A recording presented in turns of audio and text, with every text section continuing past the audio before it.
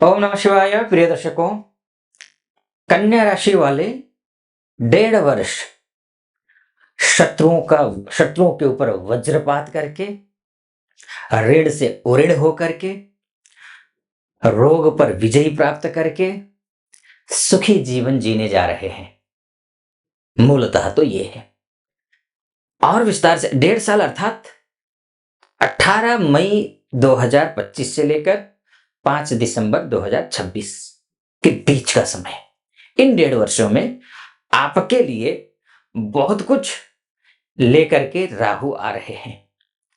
चाहे विदेश में हो आप, चाहे स्वदेश में हो, चाहे डोमेस्टिक लेवल की कंपनी में काम करते हो, या फिर आप एमएनसी में काम करते हो, या विदेश जाना चाहते हो, आपके लिए और क्या क्या होगा इसको समझते हैं। आइए, तो सबसे पहले तो मैंने आपसे कहा है, शत्रुओं पर विजय प्राप्त करेगा। लेकिन शत्रु पर विजय प्राप्त करने का तात्पर्य यह हुआ ना कि शत्रु पहले बनाएगा। काश ऐसा हो, शत्रु ही ना बनाए तो अच्छा होता। लेकिन हाँ, ये राहु है ना, पहले ये शत्रु बनाएगा, पहले ये ऋण करवाएगा, या फिर ऋण ऑलरेडी है आपका तो उस पर काम करेगा, फिर उसके बाद ऋण से उऋण करवाएगा। अगर पैसा आपने लिया हुआ है तो पैसा मतलब ऋण उतारने के लिए पैसे का इंतजाम करेगा, इंतजाम करके पैसे उतार देगा, फिर ऋण लेगा, फिर उतारेगा, ये सिलसिला जारी रखेगा। लेकिन पैसों को लेकर के शुभ है, अच्छा है, चिंता की बात नहीं है। दूसरी बात, मैंने शत्रुओं को कहा, अच्छा तो वही होता तो शत्रु ही ना होते, लेकिन शत्रु करेगा, लेकिन शत्रुओं पर विजय प्राप्त करेगा। खैर, और उसके बाद पैसे को लेकर के खैर उसके बाद क्या होगा, प्रोफेशनल लाइफ। एक बात का ध्यान रखिएगा, लगभग मैं सभी वीडियो में ये बात कहता हूं और आपको तो विशेष रूप से कहूंगा, वो ये, अपने आचार विचार व्यवहार संस्कार को अच्छा रखना है। क्योंकि हम जो कैलकुलेशन कर रहे हैं वो राहु को सेंटर पॉइंट में रख करके कैलकुलेशन कर रहे हैं। राहु, इसने देवताओं को नहीं छोड़ा। जब आप श्रीमद् भागवत पढ़ेंगे तो उसमें अष्टम स्कंध के 9वें अध्याय में राहु का प्रसंग आता है। सर्वभानुर्देव संसदे प्रविष्टः सोममविवत् चंद्रार्काभ्याम च सूचितः। जब समुद्र मंथन हुआ, समुद्र मंथन होने के बाद जब विष निकला और विष और अमृत निकला, तो विष तो राक्षसों दैत्यों के पक्ष में आया था, अमृत देवताओं के लिए था। लेकिन ये जो दैत्य है, स्वरभानु नाम का दैत्य अर्थात राहु जो है, वो वेश बदल करके देवताओं का वेश धारण करके देवताओं के बीच में जाकर के शामिल हो गया और अमृत भी लिया था। वो तो तुरंत सूर्य और चंद्रमा ने देख लिया और बोल दिया है फिर विष्णु जी को, और विष्णु जी ने अपने सुदर्शन चक्र से उसको सिर काट दिया, तो यहीं तक ही अमृत पहुंच पाया। तो ऊपर का जो हिस्सा है वो राहु है। तो राहु जो है वो मायावी है। इसीलिए मैं कह रहा हूं, आप अपने आचार विचार संस्कार और सिद्धांत और डिसिप्लिन को आपने सही नहीं रखा तो ये राहु आपको भ्रम में डालेगा, अंधेरे में डालेगा, अफवाह में आपको बर्बाद कर देगा। ये ध्यान रखिएगा, ठीक है। ये प्रोफेशनल लाइफ की बात करेंगे। अगर आपने ये कर लिया, आचार विचार अच्छा रख लिया, कलीग के साथ में असंभव काम संभव बना लेंगे। बॉस के साथ में जो जितने भी मतभेद रहे हो वो सारे मतभेद खत्म कर देगा ये राहु। अब ये जानते हुए भी कि राहु की दृष्टि बहुत अच्छी होती नहीं है, और वो भी शनि के घर में बैठा है, मित्र के घर में बैठा हुआ है, और मित्र बैठा है सप्तम में। बिजनेस को लेकर के हो या जॉब को लेकर के हो, जॉब में नई जॉब ढूंढना हो, या फिर आपका प्रमोशन हो या स्थानांतरण हो, रिश्ते हो कलीग के साथ में, बॉस के साथ में, बेहतर है।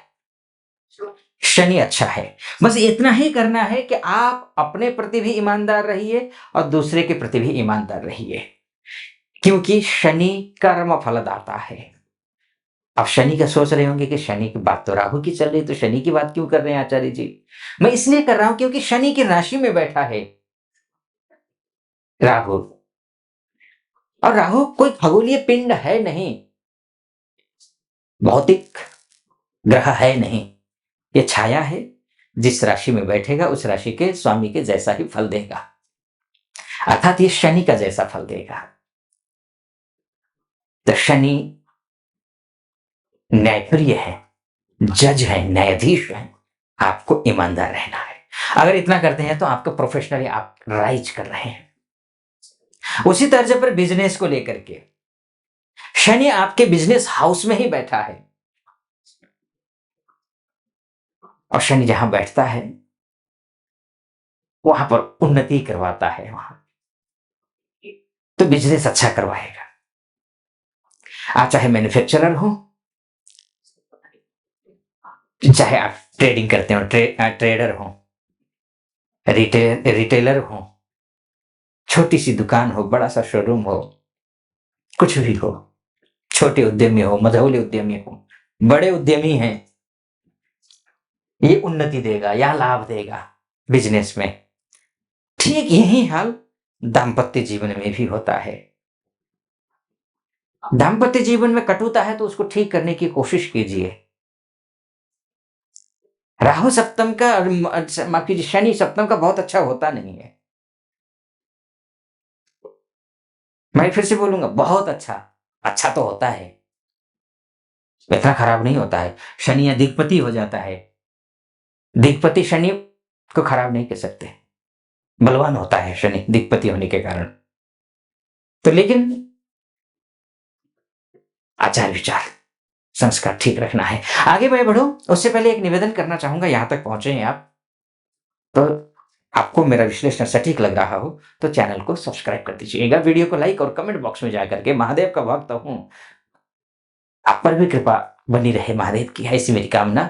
कमेंट बॉक्स में हर हर महादेव 5 बार, 11 बार, 21 बार, जो भी श्रद्धा बने लिख दीजिएगा। चलिए फिर से वापस लौट करके आते हैं।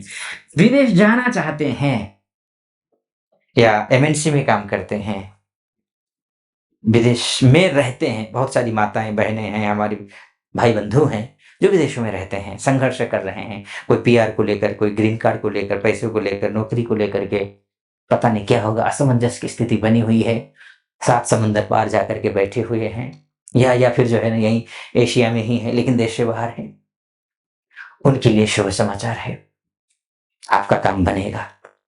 इन 1.5 सालों में कुछ उन्नति करते हुए दिखाई दे रहे हैं, आप अच्छा करते हुए दिखाई दे रहे हैं। ठीक है, अब आइए अन्य क्षेत्र में चलते हैं। सबसे बड़ी बात, पैसा। बैंक अकाउंट देखेंगे इन 1.5 सालों में क्या सुकून मिलेगा? तो ही देख शीतल भई छाती, क्या आपकी छाती, आपका हृदय क्या शीतलता से भरेगा?